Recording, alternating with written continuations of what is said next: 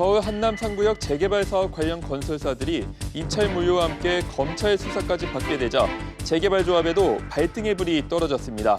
긴급 이사회를 열었지만 마땅한 해결책을 찾지 못한 상황입니다. 일단 조합은 건설사의 수정 제안서를 보고 입장을 정할 것으로 전망됩니다. 신한금융지주가 차기 회장 후보 선임 절차에 속도를 내고 있습니다. 현 조용병 회장의 재판 절차를 감안한 조치인데 현재까지 진행 상황과 앞으로의 일정 등을 짚어보겠습니다. 이재용 소카 대표가 이른바 타다금지법으로 불리는 여객법 개정안을 두고 택시업계와 대기업의 편만 드는 법이라며 국회를 강하게 비난했습니다. 이런 가운데 현대자동차가 참여한 앱으로 부르는 대형 합승 택시가 3개월간 시범적으로 허용됩니다. 한국GM이 창원 공장에서 근무하는 비정규직 근로자 수백 명을 해고했습니다. 정부와 법원에서 정규직으로 인정하라고 명령했음에도 이를 무시한 건데 한국GM에 수천억 원을 지원한 산업은행이 제 역할을 못하고 있다는 책임론도 불거지고 있습니다. 이상 오늘의 주요 뉴스입니다.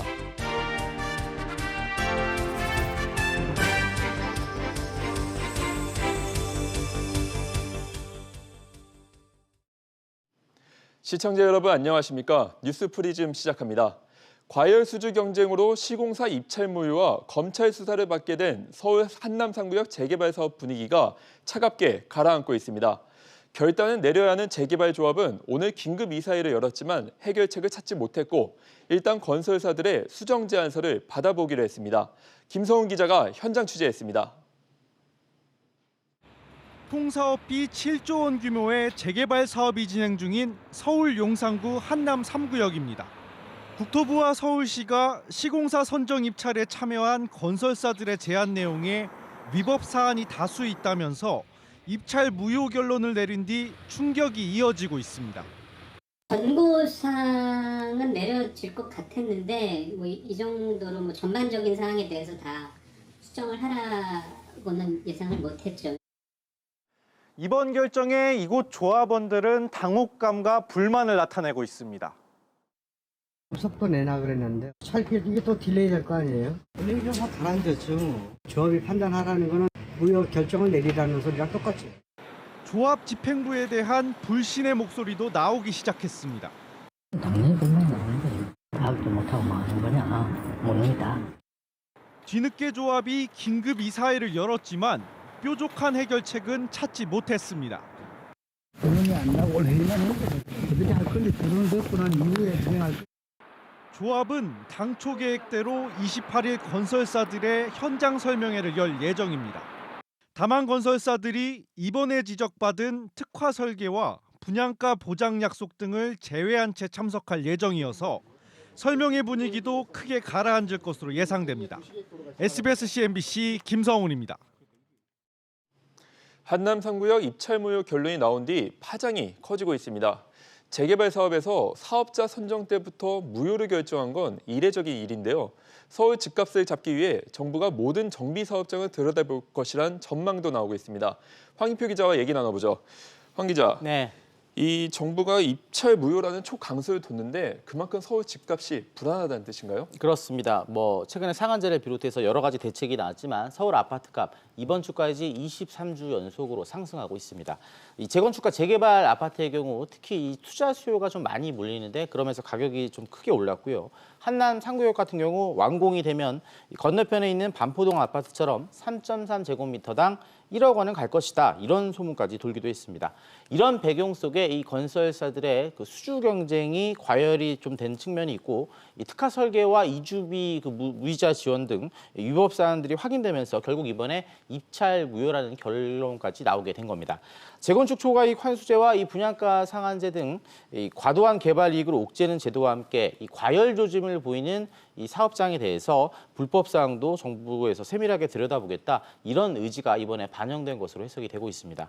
앞서 문재인 대통령도 지난주 국민과의 대화에서 이 부동산 가격을 잡지 못하면 강력한 여러 방안을 계속 강구해서라도 반드시 잡겠다고 말한 바 있습니다. 네, 정부가 고삐를 잰 건데 이번 조치가 다른 사업장에도 어떤 영향을 미칠까요? 일단 한남 3구역만큼 이렇게 파격적인 조건을 내건 사업장이 현재 서울에는 없습니다. 그렇기 때문에 다른 사업장에는 큰 영향을 주지 않을 것으로 보입니다. 다만 앞으로 이제 시공사 선정 과정에서 건설사들의 입김이 좀 크게 줄어들 전망인데요. 각 건설사들마다 예전 같으면 몇 천만 원의 최소 분양가를 보장하겠다, 임대주택을 매입하겠다 등을 약속했는데 모두 위법 사항이기 때문에 이런 조건을 내세우기가 앞으로는 어려워지게 되는 겁니다. 이 아파트를 비싸게 지을 수 없기 때문에 분양가가 내려가면서 서울 집값이 어느 정도 안정되는 효과를 보일 수도 있습니다. 하지만 재건축 재개발 조합 입장에서는 사유재산 침해라며 반발하는 분위기도 만만치 않을 것으로 예상되고 있습니다. 이런 가운데 이 반포 1단지, 개포 등 다른 재건축 사업장에서도 이 잡음이 나온다는데 왜 그런 건가요? 먼저 그 총 사업이 10조 원 규모의 그 반포 1단지의 경우 현대건설이 시공사로 선정이 됐습니다. 그런데 현재 이 단지 같은 경우는 관리 처분인가 무효 결정과 여러 소송이 얽히면서 이주가 중단된 상황입니다. 이 단지의 그 조합원들이 현대건설이 이런 상황을 방치한 채 지금 한남 상구역에만 온통 신경을 쓰고 있다며 이 집회를 여는 등 좀 반발하고 있는 것으로 알려졌고요. 이 분양가 상한제 적용을 피하지 못할 것으로 예상되는 개포 1단지, 4단지 같은 경우에는 조합장 사퇴를 요구하고 있습니다. 이 완공되면 12,000가구로 국내 최대 아파트 단지가 되는 둔촌 주공 같은 경우에는 1년 새 공사비가 5천억 원 정도 늘어나서 일부 조합원들이 반발하고 있는 것으로 알려졌습니다. 네, 잘 들었습니다. 정부가 집값을 잡기 위해 분양가 상한제 도입 등 안간힘을 쓰고 있지만 오히려 1년 뒤 집값이 더 뛸 것으로 전망한 사람들은 많은 것으로 나타났습니다.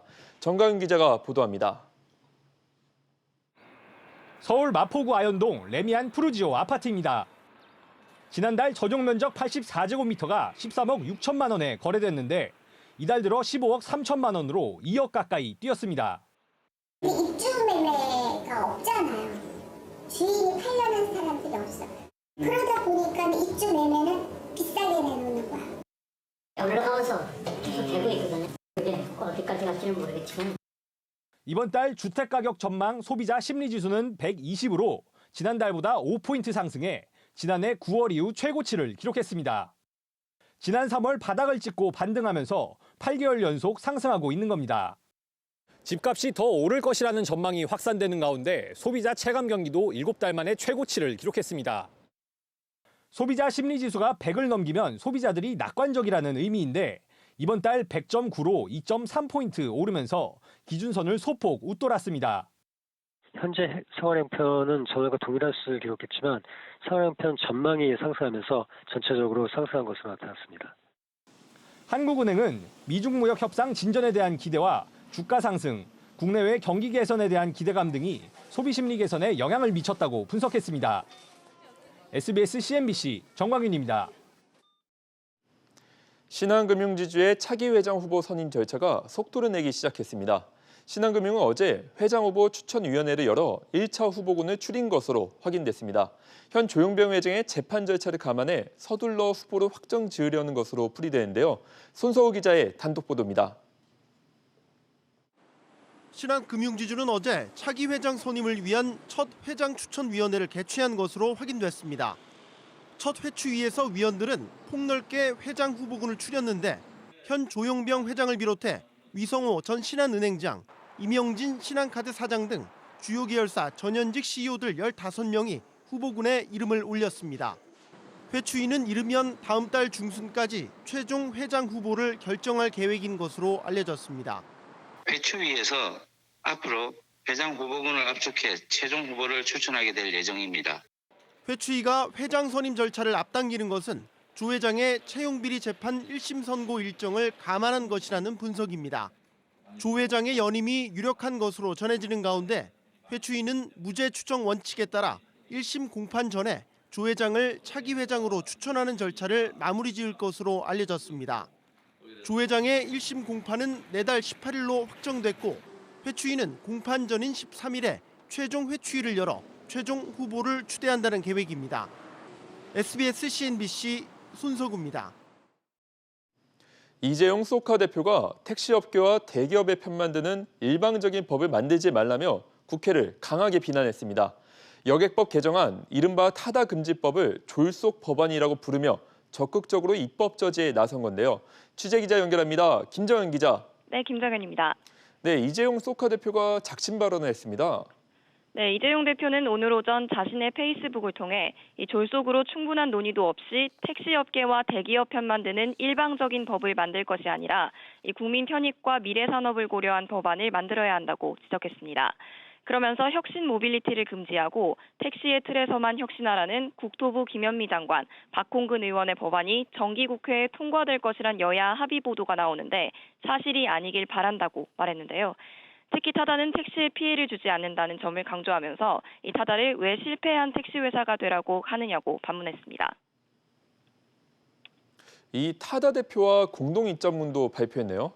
네, 타다 운영사인 VCNC 박재욱 대표와 공동 입장문을 내고 국회 주도로 공개 토론회를 열어 기존 산업과 플랫폼 산업이 충분히 대화하고 의견을 수렴할 기회를 마련해달라고 요구했습니다.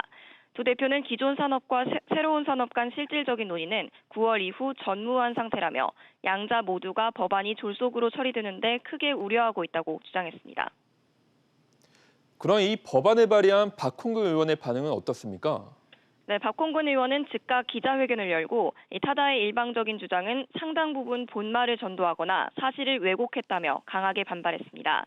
그러면서 올해 내내 의견 수렴을 해왔는데 법안 통과를 목전에 둔 지금에서야 공청회와 공개 토론회를 주장하는 것은 법안 통과를 지연시키려고 하는 의도라고 말했습니다.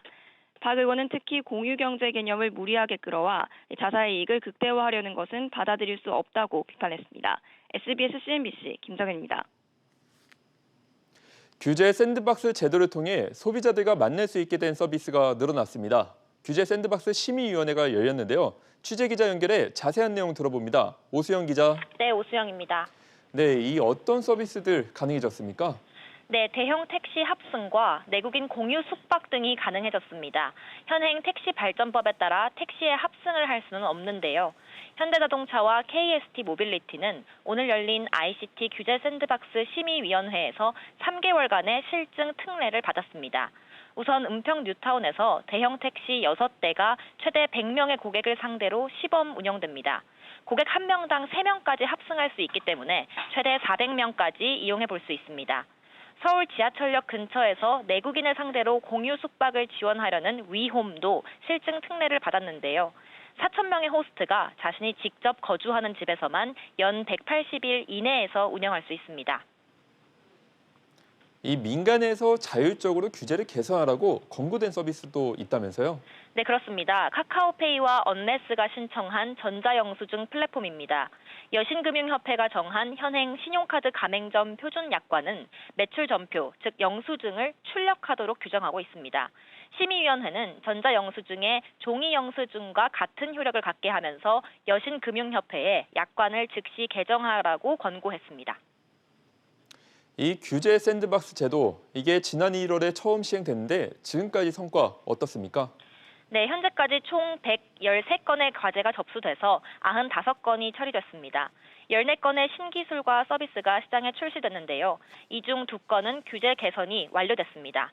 임상시험 참여 희망자를 중개하는 온라인 플랫폼과 가상현실, 그러니까 VR 러닝머신 서비스입니다. 18건이 서비스를 출시할 예정이며 이 중 7건은 연내에 출시됩니다. SBS CNBC 오수영입니다. 한국GM이 창원공장에 근무하는 비정규직 근로자 수백 명을 해고했습니다. 과거 군산에서도 그랬듯 해고 이후 공장 폐쇄, 나아가 한국철수 수순을 밟는 거 아니냐 이런 우려까지 나오는데요. 서주현 기자의 보도입니다. 한국GM 창원공장 비정규직 노동자 대부분이 다음 달 말일 회사를 떠납니다. 비정규직 600여 명 중 560명이 해고 예고 통지서를 받았습니다. 일부에서는 비정규직 대량 해고가 창원공장 폐쇄의 전조가 아니냐는 우려가 나오고 있습니다. 비정규직을 해고하면 공장 규모가 줄어들기 때문에 공장 폐쇄가 훨씬 수월해질 수 있기 때문입니다. 과거 군산공장이 그랬습니다. 지난해 2월 군산공장 비정규직 노동자 200여 명이 해고됐습니다. 앞서 지난 2015년에도 군산공장 비정규직 1,100여 명이, 2009년에는 부평공장 비정규직 1,000여 명이 집단 해고됐습니다. 그리고 결국 군산공장은 폐쇄됐습니다. 한국GM은 구조조정 카드를 꺼낼 때마다 비정규직을 1순위로 해고해왔습니다. 외주 협력업체 소속이라 업체와 도급 계약을 해지하면 간단히 정리할 수 있기 때문입니다.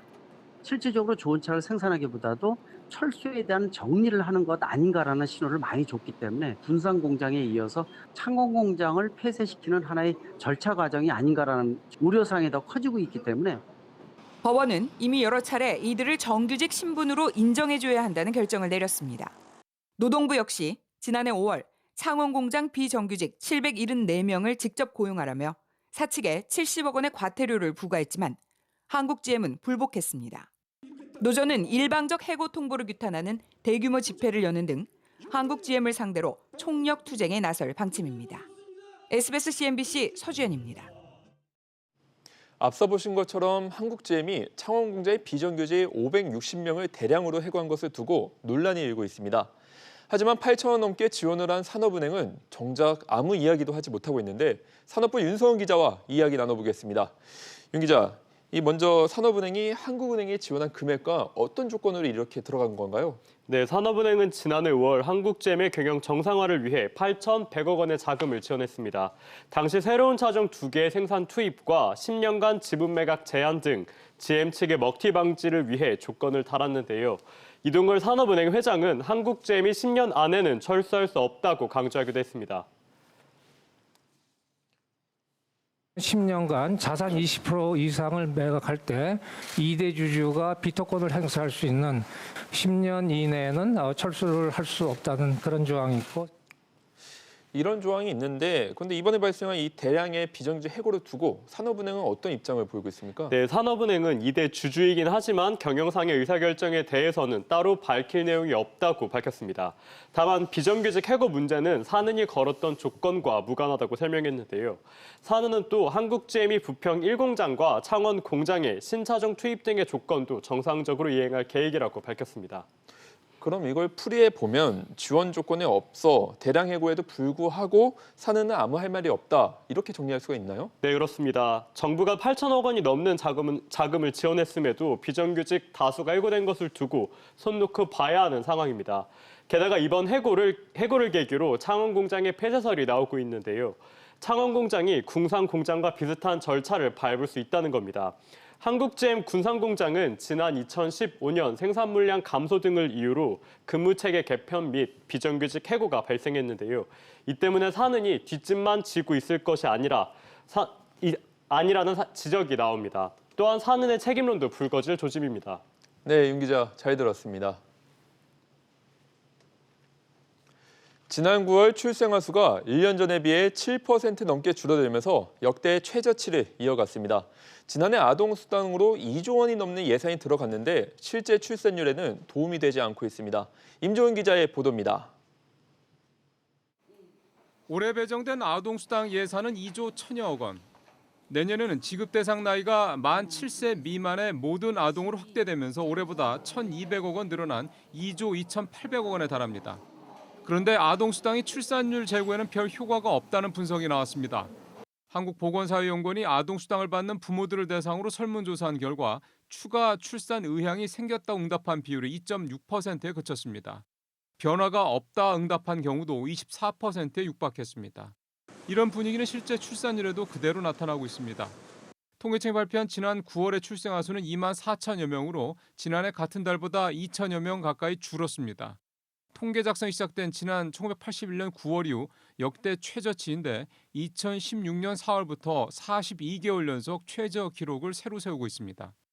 올 들어 9월까지 누적 출생아 수 역시 23만 2천여 명에 그쳐서 1년 전에 비해 2만여 명 가까이 줄어 역시 역대 최저 기록을 경신했습니다.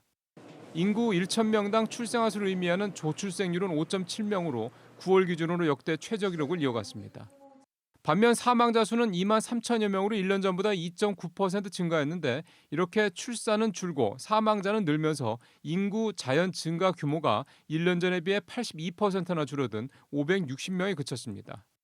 한편 혼인 건수는 15,800여 건으로 지난해보다 10.2%, 이혼 건수는 9천여 건으로 15% 넘게 각각 증가했습니다. SBS MBC 임종윤입니다. 인도네시아에는 1,700여 개에 달하는 은행 브랜드가 있습니다. 17,000개의 섬으로 이뤄진 국가라 소규모 지역은행이 많은 탓인데요. 인도네시아에 진출한 국내 금융상들은 이 수많은 경쟁사들 속에서 인지도를 높이기 위해 적극적인 현지화 전략을 펼치고 있습니다. 그 치열한 현장 정인아 기자가 다녀왔습니다. 인도네시아의 수도 자카르타에 위치한 공유사무실 코아이브입니다. 이곳 12층에는 신한금융그룹이 출범한 신한퓨처스랩이 있습니다. 인도네시아에 진출하려는 국내 스타트업과 인도네시아 현지에 있는 유망 스타트업을 발굴하고 육성하는 곳입니다. 신한퓨처스랩은 지난 9월 국내 핀테크 스타트업 4곳을 선발해 인도네시아 진출을 지원하고 있습니다. 12월 1월에 해서 이제 인도네시아 스타트업을 본격적으로 모집을 할 예정입니다. 상반기에 4개에서 6개 기업, 하반기에 4개에서 6개 기업을 선발해서 협업할 수 있는 과제를 발굴할 수 있도록 노력할 예정입니다.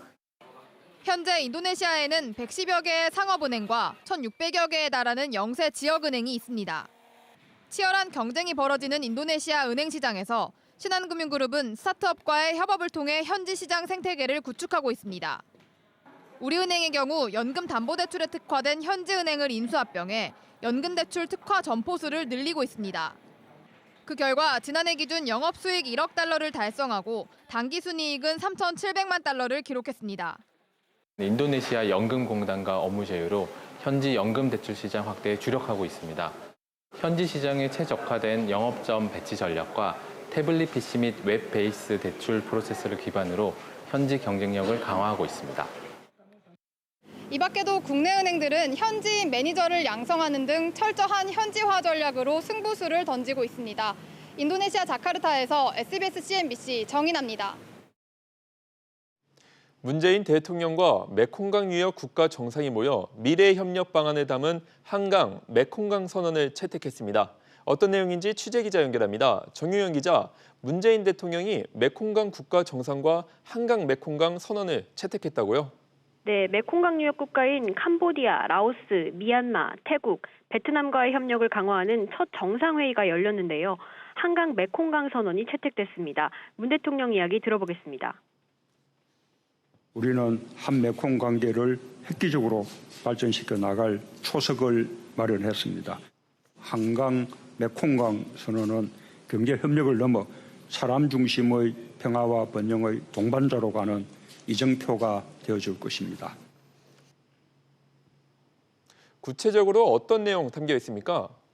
네, 우리가 경험한 한강의 기적을 바탕으로 메콩 지역의 경제 발전을 위해 함께 노력하기로 약속했습니다. 이를 위해 인프라, 인적 자원, 농촌 개발, ICT 등 다양한 분야에서 협력해 나갈 예정입니다. 구체적으로 도로, 철도, 항만 건설 분야 협력, 전자정부, 스마트시티 같은 ICT 활용 사업 협력, 중소기업, 스타트업 투자 기회 모색 등의 내용이 있습니다. 그렇다면 이 메콩 국가의 시장 잠재력 어느 정도인가요? 네, 2억 4천 명의 인구 중 젊은 노동 인구 비중이 높은 데다 광물, 산림 등 풍부한 천연 자원을 갖고 있어 성장 잠재력이 큰 곳입니다.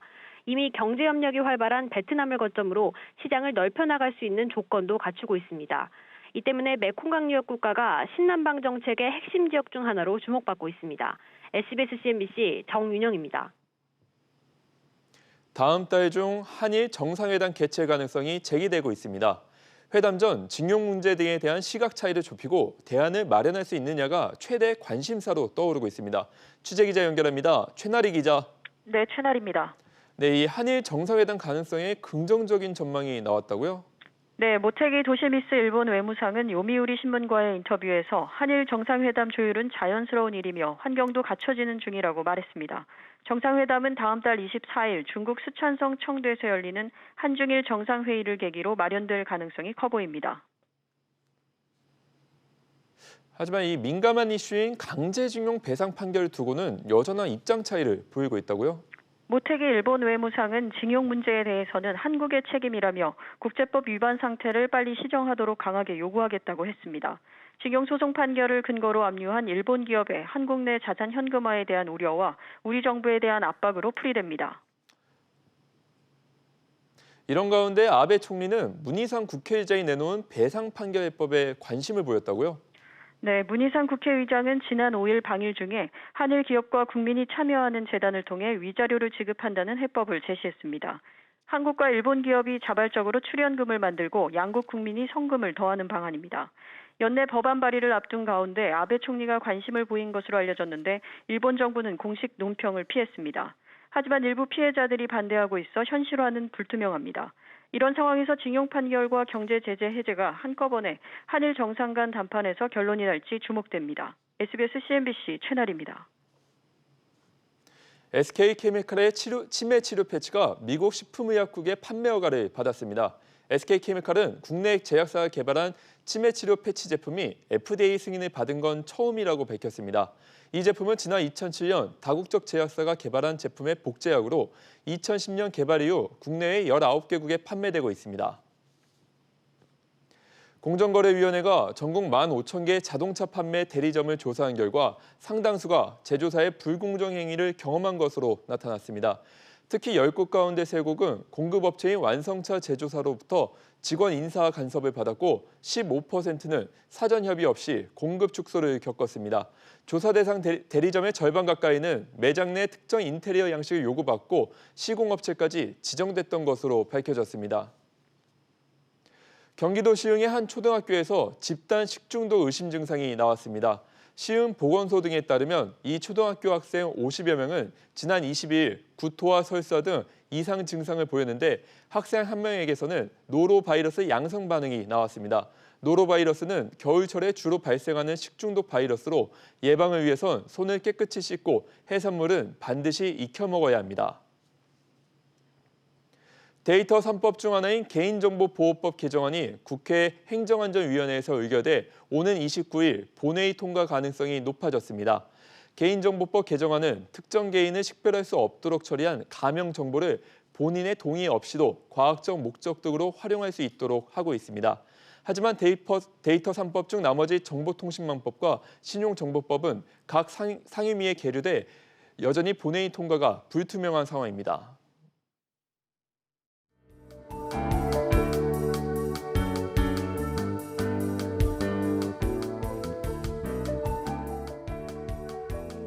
안녕하세요. K웨더 라이프스타일 예보 김민주입니다. 현재 남부지방이 대체로 흐린 가운데 남해안 지역에 산발적인 빗방울이 떨어지고 있고 제주도에는 비가 내리고 있습니다. 오늘 저녁부터는 동풍의 영향을 받는 동해안 지역에 비가 오겠는데요.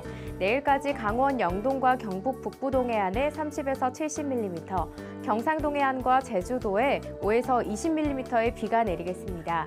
하지만 기온이 낮은 강원 산간으로는 비와 눈이 섞이면서 최대 30cm의 많은 눈이 내려 쌓이겠는데요. 이에 따라 내일 아침 출근길은 도로가 미끄럽겠습니다. 시설물 관리와 안전사고에 각별히 유의하셔야겠습니다.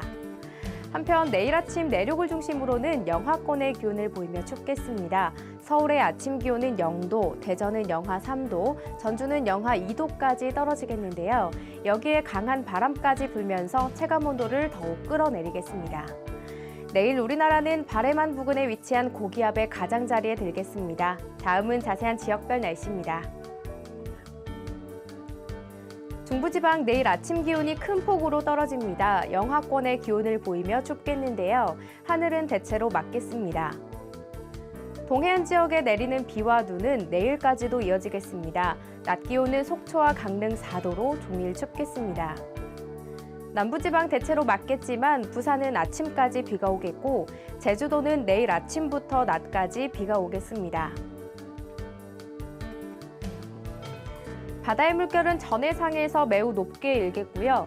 내일 대부분의 상에 풍랑특보가 발효될 가능성이 높습니다. 항해나 조업하는 선박은 발표되는 기상정보를 확인하셔야겠습니다. 이번 주 금요일과 토요일 사이 동해안을 중심으로 비나 눈이 오겠고요. 10월의 첫날인 일요일에는 전국에 비와 눈 예보가 들어 있습니다. 지금까지 기상정보였습니다.